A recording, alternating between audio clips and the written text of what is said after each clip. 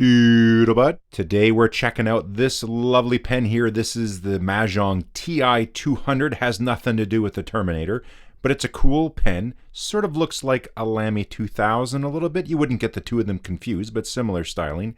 And the Ti stands for titanium, so it's a full titanium pen. This one also has the gold nib. Had to try it out. Let's get to it. Here's a little close-up of the pen. Now, this was sent to me by 365 Days Stationery. They have a store on Aliexpress, mostly fountain pen related, all sorts of great stuff on there, and they sent it to me for review. And I've been using it quite a bit for about 3 weeks at least, kind of daily carry nonstop. And as you can tell, I have been daily carrying it because it does get scratched up a bit. I'll talk about that as well. But the pen does perform quite nicely. Fits in the hand well. It caps and posts, all that sort of good stuff. It's got a little different design here. Doesn't have those tabs that drive some people nuts with the Lamy 2000. A little different method for doing it there. But as you can see, that is one thing with the pen. It gets scratched up pretty quick. I was going to anodize this pen. I think I will anyways. I might have a fix for that. I was looking in the cap there, and I think I might have a solution to hopefully reduce that or eliminate it altogether. That would be nice. But that is a bit of an annoying thing, that a pen gets scratched up just from putting the cap on and off, which is what you have to do with to write with it. But we'll go through this thing and show you what it's all about, give you some weights and size comparisons, measurements, all that stuff. It is a cartridge converter pen. Screws off here. It seals up quite nice. There's a little condensation on there, so it does seal quite nicely on there. The converter, let me pop this off here. Don't want to get ink all over the place because I do have... damn it. Just a second. The ink, by the way, is this stuff, this Octopus Fluids Blue Koi, and it is like a permanent ink. So, anyways, I've got lots of cleaning up to do.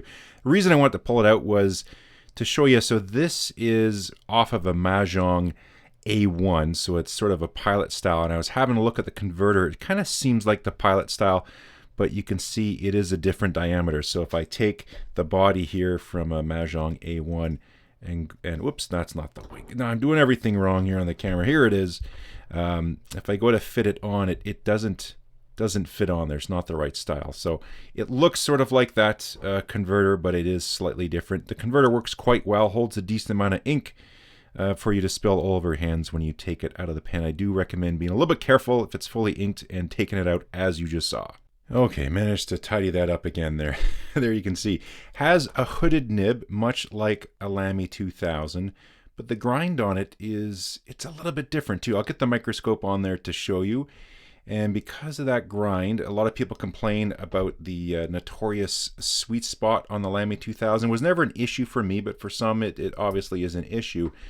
Well, this one, it seems to have a bit of a sweet spot too. I'll show you that during the writing sample. But it does work quite well. It little snap cap action. It seals quite nicely. Get you a close up there. You can see it says Moon Man. So this is the part I thought they switched it to Majohn or Majohn, as I like to call it, but everything still says Moon Man. So I'm still confused on that. Nice little clip on here. It looks like it should be a spring clip just by the design, but it's just your standard kind of bendy flexi clip, unlike on the Lamy 2000. That's a proper spring clip on there. Little pointy bit at the end and pointy bit at the end as well. So fairly sleek, slim lines there. Nothing else too crazy as far as features and decorations on the pen. Transitioning section there tapers down. So wherever you're going to be, there should be something for you. And of course, the little ears, I know, for some folks on the Lamy 2000, this is the sharpest, pokiest thing they've ever grabbed in their life, and it causes them searing pain and incredible discomfort. They just cannot tolerate that whatsoever. Well, these are a little more rounded action to them, as you can see. If we can get you some kind of focus, you can see there.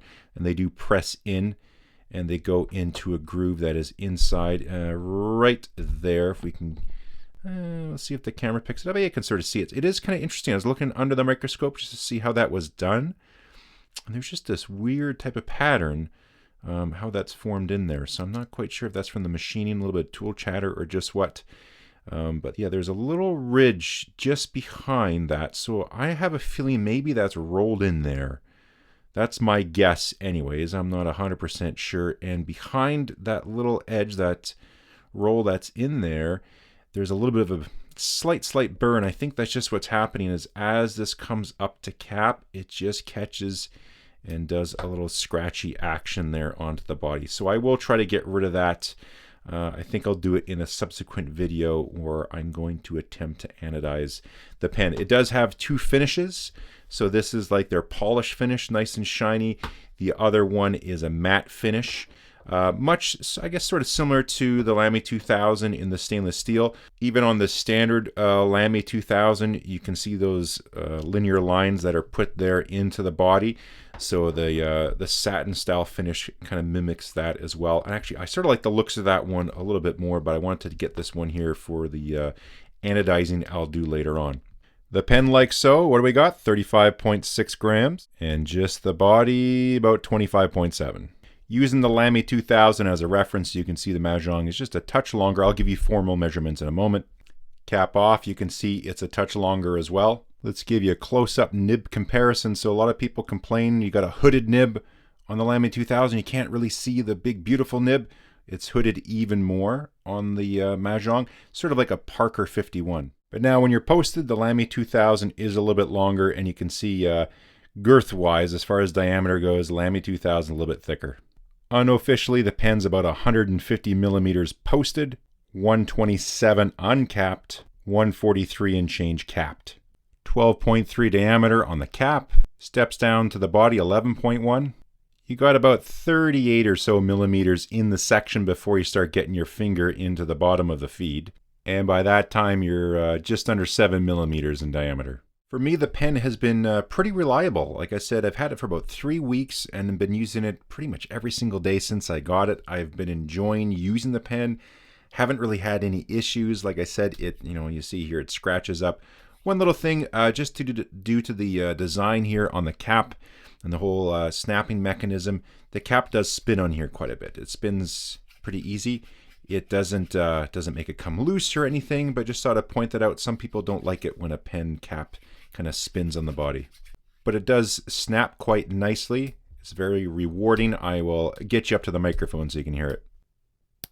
Inside the cap, you can see there is a cap liner and a little brass screw down below to secure the clip onto here. When I go to anodize it, I'll have to take this all apart.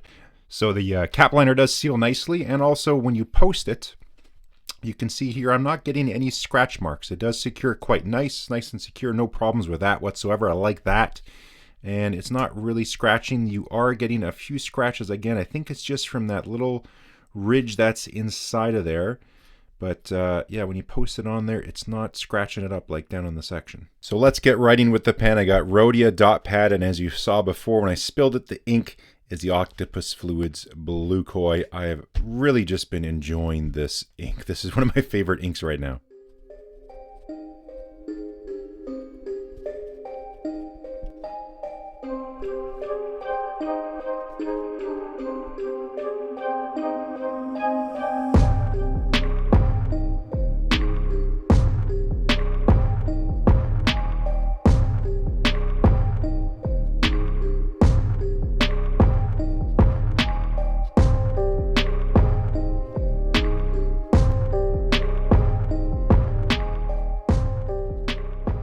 So a few comments when it comes to writing with the pen. I find it's comfortable. As you saw, the wetness is good.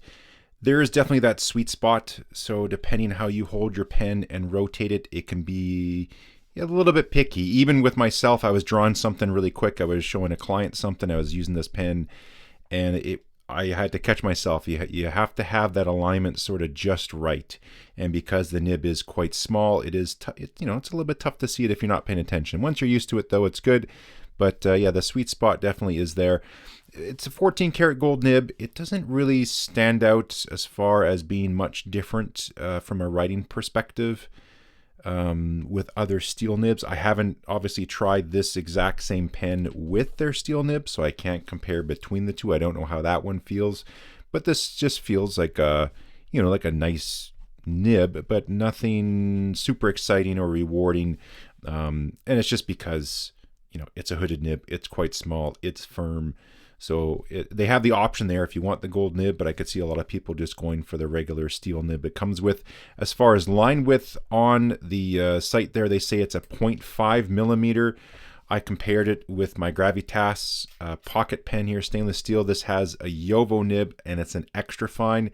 The line width on these two, they're virtually identical, maybe a touch more there, but essentially the same as an extra fine Western nib. Now, if we compare the sections on the Lamy 2000, this is one area I could see, like for me, this is totally fine, but I could see for some folks, it does kind of shoot your fingers down towards the end.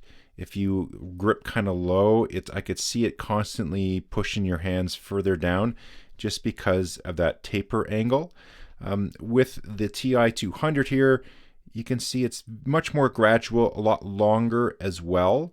So if you have that issue where your fingers kind of keep creeping further down to the end, you don't have that issue here. It really does remind me of, say, a Parker 51. You know what? Let me go grab mine. So here's my Parker 51, and as soon as I grabbed it, I was like, you know, I got to put this back in rotation. It's been a while because it just feels so nice.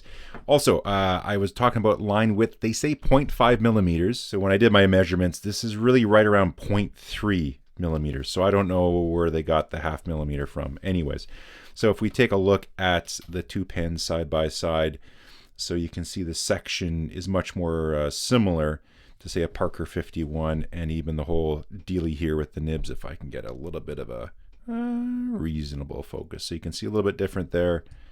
And then there we go on the underside. Let's get you the close-up of the nib so you can see that grind. I managed to get a focus with the two nibs side by side. So on the left is the Jowo Extra Fine, and on the right is the Majohn. So you can see the profile's just a little bit different.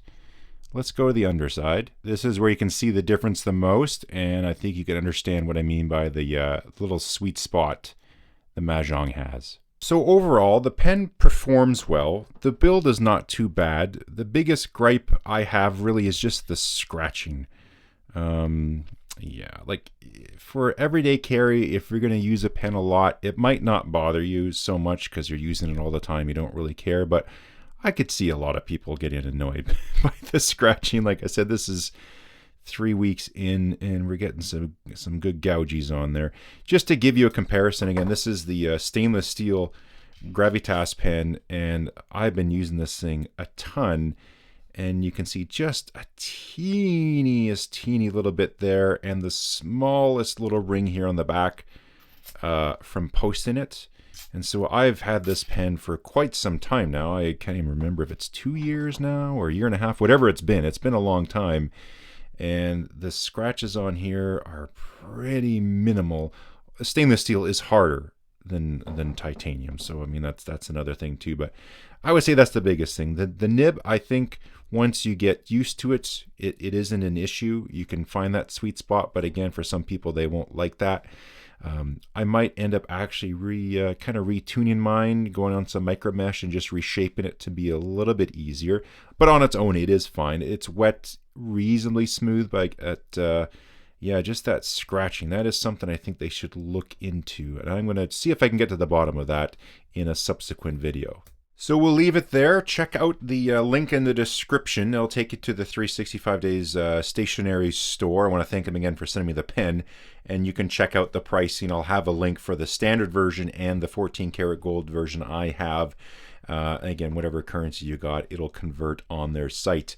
Love to hear from you on the bottom. If you have one of these pens, or if you've been having any questions on this too, I'll do my best to answer them. Let's chat in the comments. Thumbs up, subscribe. The button is there and I meant to hit it. If you haven't hit it, hit it. Until then, we'll catch you next time.